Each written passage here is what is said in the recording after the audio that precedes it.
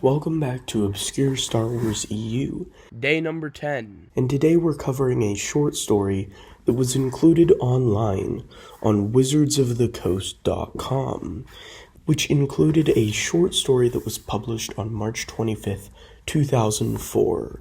It boasts that it is web-enhanced on the short stories page, and it took 3 authors to write it. It was written by Craig R. Carey, Jason Fry, and Daniel Wallace. Craig R. Carey wrote other Wizards of the Coast related material, and Jason Fry and Daniel Wallace are most well known for their Essential Atlas. So they are incredible writers and workers, and they know planets.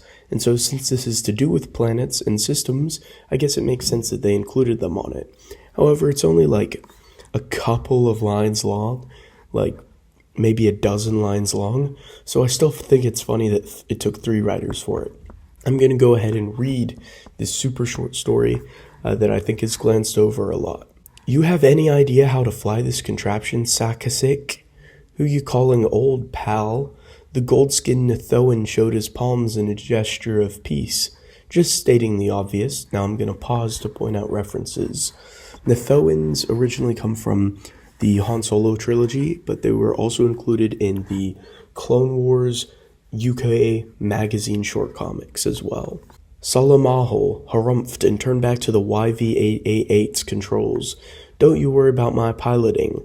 We'll be out of here before first dawn. And where exactly are we going? You said you needed to get far away. I'm taking you away. Far away. The Nethoan narrowed his eyes and cast a cold look at the old Latrillian scout. How far? Back to the Javin. Are you crazy? That's the first place they'd look. For Nethoan? Let 'em try. Imperials can't tell your people apart, Kova. It's the best place for you to go. But I can't go home.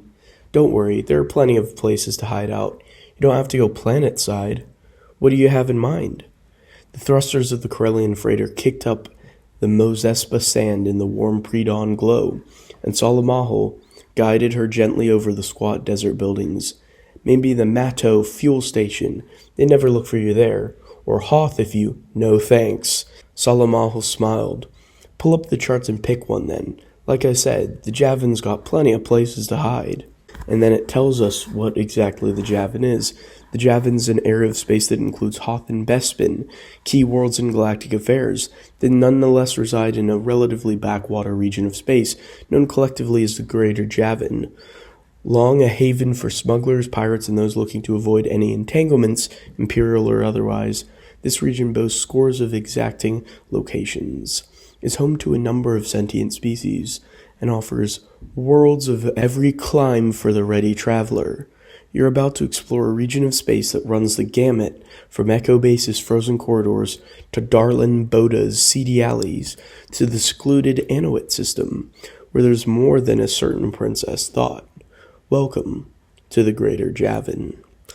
So this short story is basically an introduction to this concept of the Greater Javin, and it included Salamaho, who is from the Mos Eisley Cantina. He's a Latrillian, which that species originated there. So some very cool stuff in here. And I think it's a fun little story. It's written pretty fun. I enjoyed it so much that I stuck Kova in a fan fiction that I wrote called New Jedi Order Last Breath. And I just enjoyed the short story. It's short, but I think it's fun, and it's definitely often overlooked. And this is definite, like, prose. It's not like an RPG material where it's like, is that a short story? This is like a short story, and I think it's quite fun. Alright, so I just finished editing this final episode of the 10 videos in 10 straight days mini-series within this overall Obscure Star Wars EU series, and uploading 10 straight videos in 10 days was definitely a lot more work than I thought it was going to be, and a little bit more intensive than I was expecting it to be. It was constantly like looming there as I have to remember to get that out to keep up the promise, I guess. And so with this hopefully being uploaded tomorrow at the time that I record this, which I have no reason to believe it won't be, that will be the series complete. And I definitely won't be doing anything like this again anytime soon. The Obscure Star Wars EU videos will continue, of course. I have lots more ideas for lots more episodes to do of those. We have more Ewoks picture books to talk about, of course. Some more video games with Namcot Star Wars. We have some mini picture books, some pop-up books, more picture book related stuff, maybe some novels, more online content. So tons more stuff to come in that, but it will go back to its old schedule, not daily, as it has been for the last 10 days. It'll be 1 or 2 a month, or every other month, something like that, just in a regular schedule. So it'll go back to normal. So thank you everyone for joining me for these, and we will see you when Obscure Star Wars EU returns.